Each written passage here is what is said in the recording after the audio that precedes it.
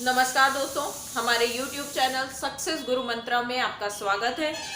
दोस्तों, UGC net के syllabus में मैं उन टॉपिक्स के आपको वीडियो प्रोवाइड करा रही हूँ जो टॉपिक्स अक्सर हम ज़्यादा पढ़ने के चक्कर में छोड़ देते हैं और उनसे क्वेश्चंस आपके पूछे जाते हैं। वैसे तो मैं सारे टॉपिक्स ही कवर करूँगी, लेकिन पहले उन छोटे छोटे टॉपिक्स को अपने वीडियोज़ के माध्यम से कवर कर रही हूँ जो आपके लिए इम्पॉर्टेंट हैं, लेकिन कहीं ना कहीं नज़रअंदाज हो जाते हैं। आप जो भी मैं अपने वीडियो के माध्यम से आपको बता रही हूँ, प्लीज़ उनके नोट्स ज़रूर बनाते चलिएगा, ये आपके लिए बेनिफिशियल रहेंगे। आज मैं सिर्फ आदिकाल के नामकरण की बात करूँगी कि आदिकाल का कौन सा नाम किस साहित्यकार का दिया हुआ है। ये अक्सर प्रश्न पत्रों में पूछा जाता है। प्रश्न पत्र जब भी हम किसी प्रतियोगिता की तैयारी करते हैं तो एक बार हमें ये बोला जाता है कि 10 साल के सॉल्व पेपर या पुराने पेपर्स को चेक कर लीजिए।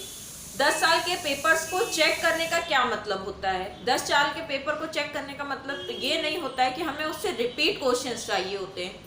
हमें उससे वो टॉपिक्स निकालने होते हैं जिनसे सबसे ज़्यादा क्वेश्चंस पूछे जाते हैं। यही किसी भी कंपटीशन की तैयारी करने का सबसे अच्छा माध्यम है, सबसे अच्छा तरीका है। तो ये जितना भी मैं अपने वीडियोस में बता रही हूँ वो सब एकदम इम्पॉर्टेंट वाला वेरी वेरी इम्पॉर्टेंट में है। अगर आप इसको लिख लेंगे तो आपके बहुत ही कम पन्नों में अच्छे नोट्स तैयार हो जाएंगे जो आपको आपके पेपर्स में बहुत हेल्प करेंगे। जब आप पेपर देने जाने वाले होंगे उसके 1-2 दिन पहले के रिवीजन में हेल्प करेंगे। उसके अलावा मैं डिटेल्ड भी बताऊंगी आपको, लेकिन अभी पहले मैं उन टॉपिक्स को कवर कर देना चाहती हूँ और आपका एक तरफ लिख के रख जाए। आप इनको पलटते रहिए और हम आगे बढ़ते रहेंगे। आदिकाल की जो समय सीमा है वो 1050 से 1375 विक्रम संवत यानी 993 ईस्वी से 1318 ईस्वी तक है, जिसे राजा मुंज और भोजदेव के समय से लेकर जिसकी अंतिम सीमा राजा हम्मीर देव के पीछे तक मानी जाती है। और ये काल विभाजन आचार्य रामचंद्र शुक्ल का है। राजा मुंज और भोजदेव के समय से लेकर राजा हम्मीर देव के समय तक। आइए हम बात करते हैं कि आदिकाल को कौन सा नाम किसने दिया। पहले तो मैं आपको ये बता दूं कि आदिकाल को इतने नाम दिए गए हैं, लेकिन जो सर्वसम्मत से या सर्वमान्य नाम है वो आदिकाल ही है जो हजारी प्रसाद द्विवेदी जी का दिया गया है। वैसे तो ज्यादातर मामलों में रामचंद्र शुक्ल जी ने जो भी लिखा है अपने इतिहास में वो ही माना जाता है। अब तक उसकी बहुत ज्यादा काट संभव नहीं हो पाई है, पर हजारी प्रसाद द्विवेदी जी ने भी जो अपनी बुक में तथ्य दिए हैं वो भी बहुत अच्छे तथ्य हैं, सटीक तथ्य हैं। रामचंद्र शुक्ल के बाद शायद सबसे अच्छा हजारी प्रसाद जी का ही इतिहास ग्रंथ है।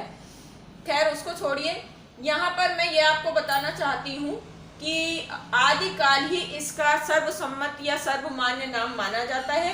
रामचंद्र शुक्ल ने इसका नाम वीर गाथा काल दिया था, लेकिन वीर गाथा काल आदिकाल की एक ही प्रवृत्ति को दर्शा रहा था।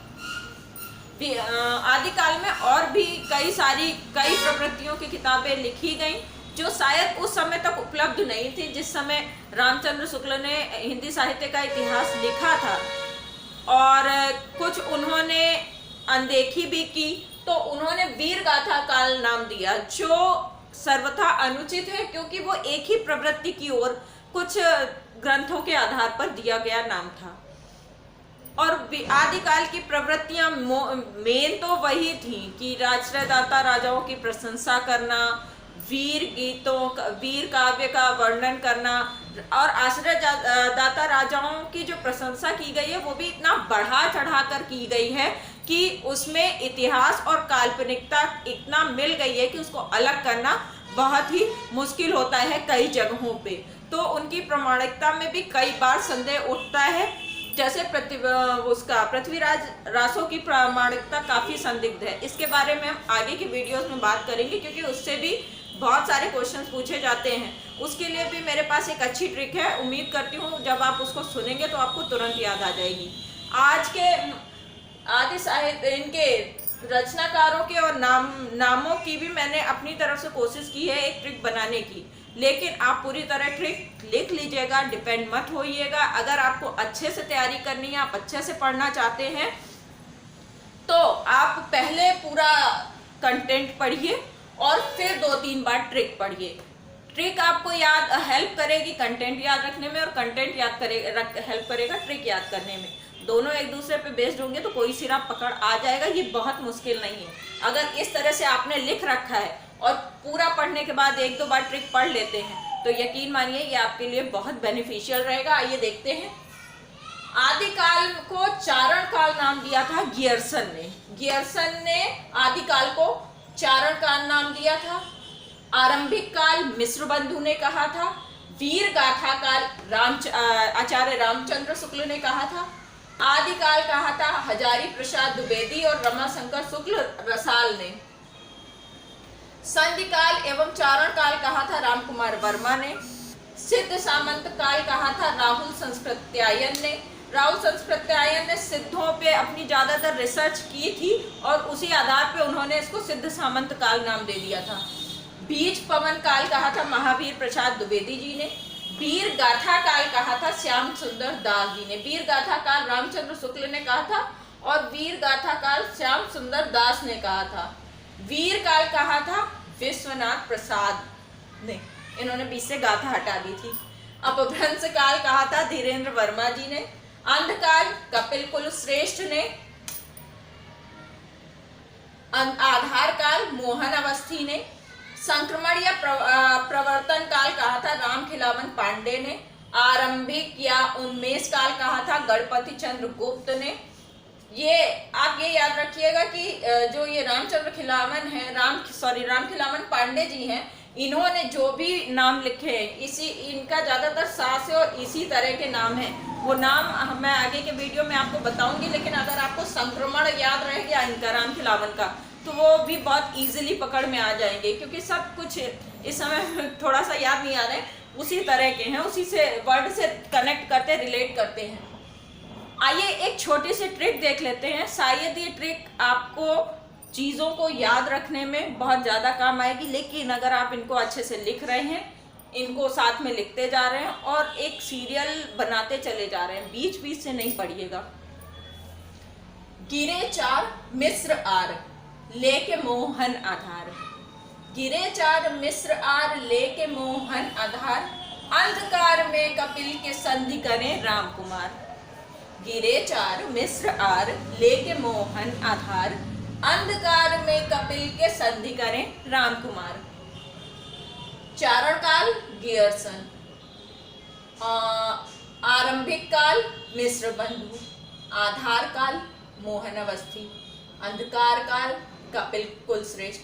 संधि काल राम कुमार। 4 लाइन में आपको इतने याद हो गए। बहुत ज्यादा टफ नहीं है, 2-3 बार पढ़ेंगे तो आपको याद हो जाएगा। उसके बाद बाकी के बचे गढ़ प्रारंभ तो आदि हजार। बीज पूज महावीर। राहुल का सिद्धि काल। संक्रमण में नाम खेले। धीरे आया भ्रंश काल। ये इसी का है, सॉरी माफ कीजिएगा, इसको इसमें ही जोड़ के लिखना है। ये 2 लाइनें अलग हैं। गिरे चार मिस्र आर लेके मोहन आधार। अंधकार में कपिल के संधि करें राम कुमार। गण प्रारंभ तो आदि हजार। ये इसमें ऐड कर दीजिएगा, 6 लाइनें हो जाएंगी। और उसके बाद में बीज पूज महावीर। राहुल का सिद्धि काल। संक्रमण में राम खेले। धीरे आया भ्रंश काल। बीज पवन काल महावीर। राहुल संस्कृत्यायन सिद्धि काल। संक्रमण काल राम खिलावन। धीरेन्द्र वर्मा अपभ्रंश काल भ्रंश काल। ये मिल जाएगा आपको। मैं एक बार फिर से बोल के सुना देती हूँ, इस जगह पे हो सकता है आपको कंफ्यूजन हो गया हो। गिरे चार मिस्र आर लेके मोहन आधार। अंधकार में कपिल के संधि करें राम कुमार। गढ़ प्रारंभ तो आदि हजार। उसके बाद में बीज पूज महावीर राहुल का सिद्धि काल, संक्रमण में राम खेले सिद्धि रे आया भ्रंश काल। गणपति चंद्रगुप्त प्रारंभिक काल, आदि काल हजारी प्रसाद, बीज पवन काल महावीर प्रसाद, राहुल सिद्धि सामंत काल, संक्रमण काल राम खिलावन, धीरेन्द्र अवस्थी भ्रंश काल। तो ये थी छोटी सी शॉर्ट ट्रिक। अगर आप इसको लिख लेंगे, पूरी तरह कभी भी शॉर्ट ट्रिक्स पे डिपेंड होना अच्छी बात नहीं है, लेकिन अगर आप जिसको कहते हैं ना कि चारों तरफ से किसी चीज़ को, बिल्डिंग को चारों तरफ से 4-5 पिलर आप खड़ी करते हैं तो वो बिल्डिंग बहुत मजबूत बनती है।